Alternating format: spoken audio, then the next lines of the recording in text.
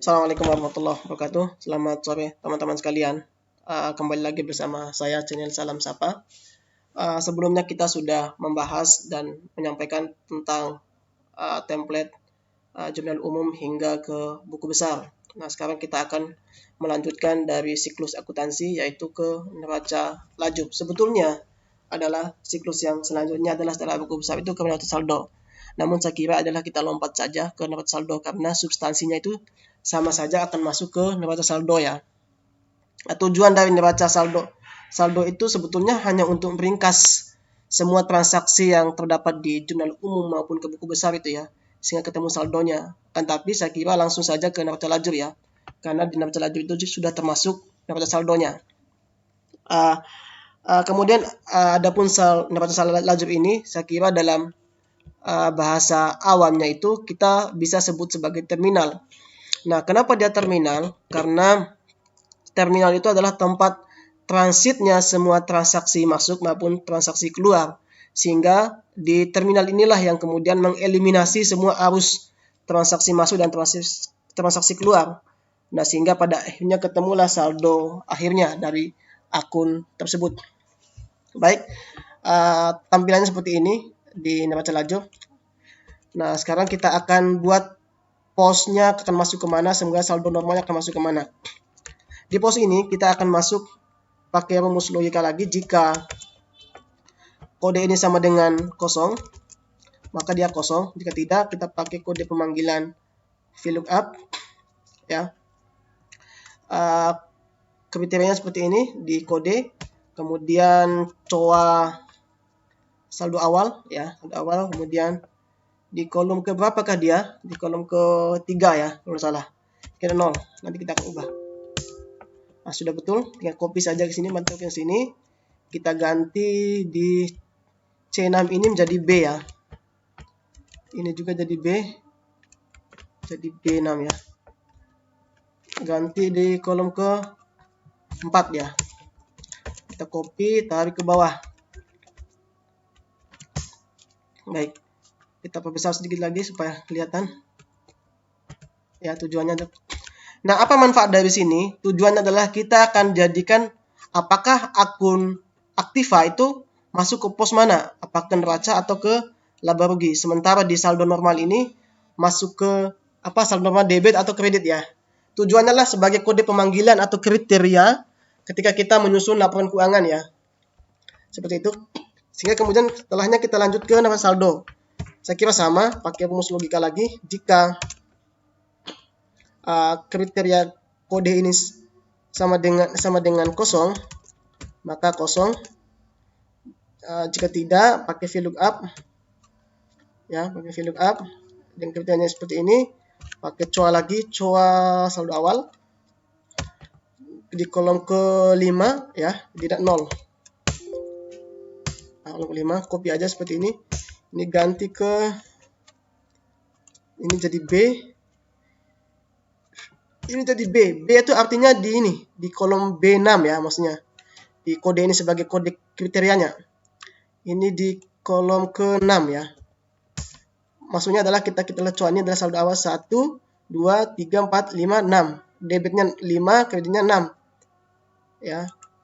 Kemudian kita blok, kita copy, kita tarik ke bawah dia. Ke bawah. Ya. Nah, kita cek dia apakah sudah masuk. Ini 3M. Ini 3M sudah masuk, modalnya 3M ya, sudah awal. Apakah sudah seimbangkah dia? Kayaknya sudah seimbang teman-teman sekalian. Cara ujinya adalah debit min kredit. Ya, sudah seimbang. Selanjutnya adalah ke neraca saldo. Neraca saldo ini kan kita akan meringkas semua yang terdapat di jurnal ya. Transaksi-transaksi di jurnal umum itu kita ringkas ke neraca saldo. Supaya apa? Supaya mempermudah penyusunan laporan keuangannya. Jadi tidak banyak transaksi ya, kita berdasarkan coanya saja, sehingga logikanya sama lagi.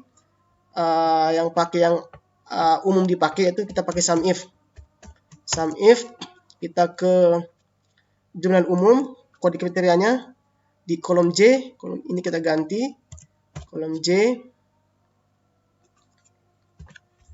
ini, kemudian kita kunci pakai F4 titik koma di tarik ke sini, kolom B lagi. Nah, kemudian di kolom JU di debit ya. Ini kita ganti L. Kemudian kita kunci pakai F4. Kita tutup kurung. Nah, sudah. Di kreditnya sama. Di kreditnya lagi sama dengan sum if. Ke JU-nya lagi di kolom J.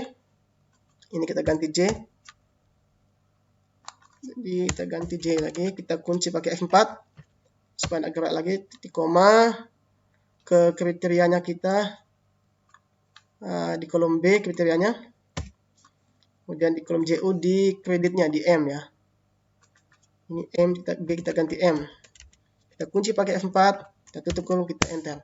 Kita blok, kita copy ke bawah. Kita copy, tarik ke bawah ya. Nah, lalu kita paste ya. Sudah masuk dia kan. Apakah dia sudah seimbang atau enggak kan? Kita lihat.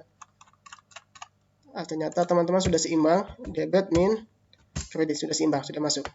Jadi dia ini kriterianya berdasarkan transaksi di jurnal umum. Nah, selanjutnya adalah di transaksi mutasi. Mutasi ini adalah kita mengeliminasi atau saling hapus antara saldo awal dan neraca saldo berjalan. Ya, ini saldo awal periode, kemudian ini saldo berjalan ya. Sehingga kita saling eliminasi. Nah, sebetulnya banyak ya kalau kita mau pisah antara transaksinya yang menggunakan kas tunai, transaksi yang menggunakan bank, ya dari bank itu kan kita pecah lagi ya, bank A, bank B, bank C, ya, dan seterusnya. Tapi karena untuk menyingkat waktu kan bisa kita gabung aja dulu untuk sementara. Nanti di pertemuan selanjutnya nanti kita akan coba buat simulasi misah antara transaksi yang menggunakan saldo bank atau kas bank atau kas tunai gitu, kita pisah. Namun sementara kita gabung saja dulu ya. Sehingga di mutasi ini kita akan pakai rumus logika lagi.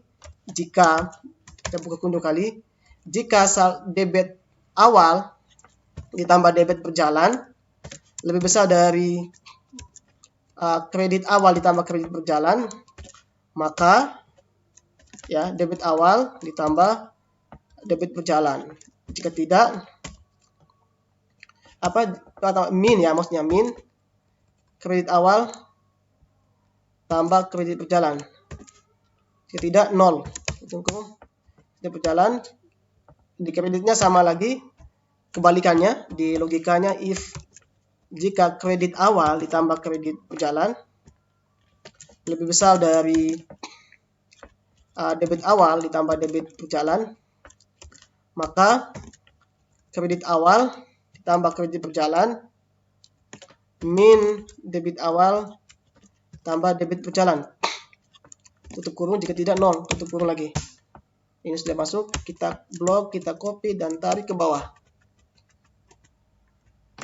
Baik, sudah jalan ini teman-teman sekalian. Kita lihat lagi apakah sudah masuk atau belum kan. Kita lihat ke bawah seimbang atau enggak. Ternyata sudah seimbang. Debit min kredit 0. Kita uji coba teman-teman sekalian. Kita uji coba debit awal tambah debit berjalan min kredit yang sama dengan 4055 ya. Kita uji sudah jalan atau tidak. Ternyata sudah jalan rumusnya. Oke, kita hapus. Nah, selanjutnya adalah kita ke jurnal penyesuaian. Nah, saya kira nanti jurnal penyesuaian kita bahas di pertemuan selanjutnya. Akan ada sesi selanjutnya. Untuk sementara nanti kita lompat dulu ke neraca saldo setelah disesuaikan. Nanti insya Allah saya akan buat lagi pertemuan sendiri di jurnal penyesuaian ya, karena bahasnya khusus. Untuk neraca saldo setelah disesuaikan ini sama logikanya seperti mutasi tadi. Kita pakai logika lagi. Jika debit mutasi lebih besar dari debit penyesuaian, lebih besar dari kredit mutasi ditambah kredit penyesuaian, maka debit mutasi tambah debit penyesuaian min kredit mutasi tambah kredit penyesuaian. Jika tidak 0. Enter. Di kreditnya kebalikannya lagi. Jika kredit mutasi tambah kredit penyesuaian lebih besar dari debit mutasi tambah debit penyesuaian, maka ya kredit mutasi tambah kredit mutasi penyesuaian min debit mutasi tambah debit penyesuaian. Tidak 0, enter. Kita blok dan kita copy dan tarik ke bawah. Kita lihat apakah sudah seimbang atau tidak kan. Saya bisa baca. Dan sudah seimbang teman-teman sekalian. Sudah seimbang 4338, 4338. Baik, ini neraca 1 setelah disesuaikan. Setelah itu, terakhir adalah laba rugi atau ke neraca. Nah, laba rugi dan neraca ini kita ada kaitan sama tadi yang kita buat di pos ini, neraca atau laba rugi ya.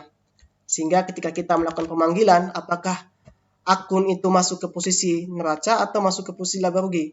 Intinya di laba rugi itu ada pos pendapatan atau penjualan dan beban dan biaya intinya. Selain itu masuk ke pos neraca ya. Sehingga kalau kita buat rumus, jika pos ini ya sama dengan pakai tanda petik, kalau pakai huruf laba rugi, maka di saldo debitnya.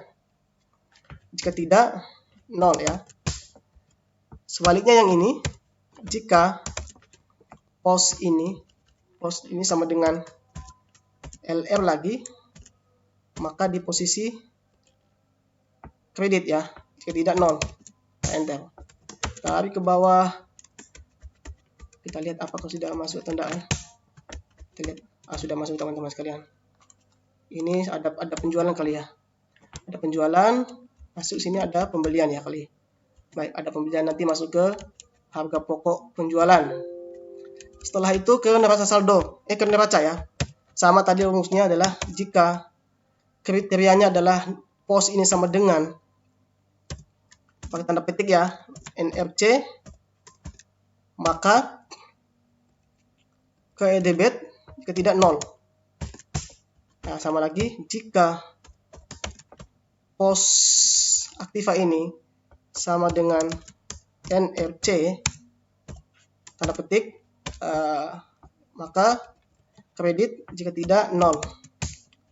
Nah, inilah tarik ke bawah. Nah, sudah jalan ya. Nah, ini kita hapus dulu teman-teman ya. Supaya nanti. Ini sudah masuk ya. Jadi di neraca itu orang biasanya sebut sebagai akun nominal. Sementara di laba rugi itu akun real disebut ya. Atau kembali ya. Nah, pokoknya seperti itulah, saya lupa ya. Nah, setelah itu kita lihat apakah dia laba atau rugi. Nah, di laba itu, di laporan laba rugi, kalau dia kredit lebih besar daripada debit, maka dia disebut sebagai laba. Kalau debit lebih besar daripada kredit, maka dia disebut sebagai rugi. Kalau di neraca, sebaliknya ya, kebalikan dari laba rugi tadi, maka kita pakai rumus ini, jika kredit lebih besar daripada debit, maka kredit min debit. Jika tidak 0 ya. Ini sudah seimbang atau enggak ya? Sudah seimbang teman-teman sekalian. Sementara yang ini tadi sama lagi, jika debit lebih besar daripada kredit, maka debit min kredit. Jika tidak 0.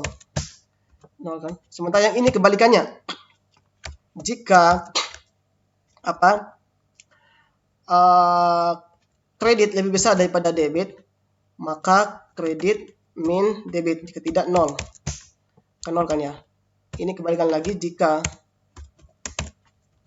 debit lebih besar daripada kredit, maka debit min kredit. Jika tidak 0. Nah, sudah seimbang teman-teman sekalian. Sudah seimbang. Ini kita uji lagi. Sudah seimbang teman-teman sekalian. Sehingga laporannya adalah ada laba sekitar 72 juta ya.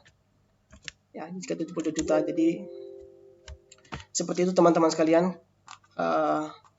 Neraca lajur itu seperti itu. Ini sudah jadi ya. Kalau kita mau buat ini kan saldo awalnya kan kita input di sini. Ada saldo awal setoran modal awal sekitar 3M, nambah modal di store ya. Sehingga tarik di masuk 3M di sini. Baik, teman-teman, saya kira cukup sekian untuk jumlah penyesuaian. Nanti insya Allah saya buat di pertemuan selanjutnya dan laporan keuangannya. Saya kira bagi ada teman-teman yang ingin menanyakan terkait dengan rumus ini, silakan komen di kolom komentar ya. Insya Allah nanti saya akan jawab berdasarkan komentar teman-teman sekalian. Sekian, saya kira mohon maaf bila ada kata-kata yang salah dan keliru dari saya. Itu tidak lain dari kekurangan ilmu yang saya miliki. Intinya adalah saya ingin berbagi bagaimana kita mendigitalisasi semua kerja-kerja kita agar mempermudah dari waktu yang seharusnya kita gunakan lebih kecil dibanding pekerjaan-pekerjaan dengan cara manual. Ya, seperti itu teman-teman sekalian. Sekian. Assalamualaikum warahmatullahi wabarakatuh.